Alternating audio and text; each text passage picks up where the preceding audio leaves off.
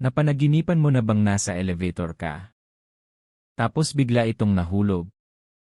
Yung kaba bilis ng bagsak. At pakiramdam na parang wala ka ng kontrol. Isa ito sa pinaka nakakagulat at nakakatakot na panaginip. Pero ano nga ba talaga ang ibig sabihin nito? Unang kahulugan, kawalan ng kontrol. Sa totoo lang, ang elevator na nahuhulog sa panaginip ay madalas simbolo ng pakiramdam na nawawalan ka ng kontrol sa buhay.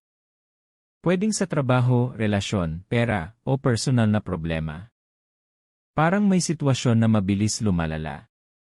At hindi mo mapigilan. Ikalawa, stress at anxiety. Kung sobrang takot mo habang bumabagsak ang elevator, maaaring mataas ang stress o anxiety mo sa totoong buhay. Parang overloaded na ang isip mo sa pressure at expectations. Ikatlo, fear of failure.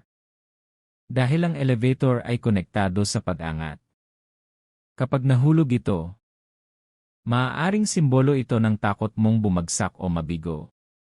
Pwedeng natatakot kang mawalan ng opportunity, status, o confidence.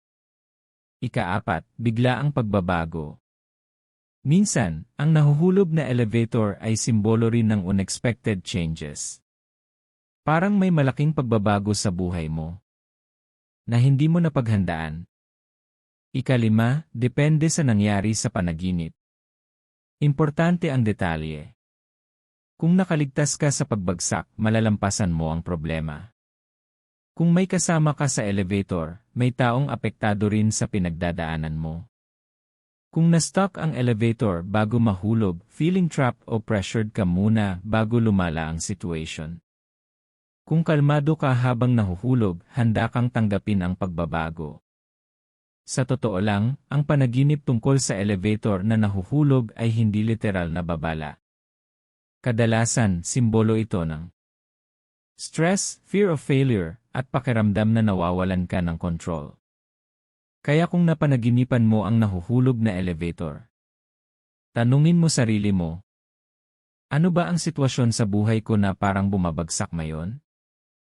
Kung nagustuhan mo ang video na ito, like, share, at subscribe sa Dream Signs para sa mas marami pang kahulugan ng panaginip. At ikaw, nakaligtas ka ba sa elevator sa panaginip mo? Tuloy-tuloy itong bumagsak? Ay comment mo sa baba. Hanggang sa susunod.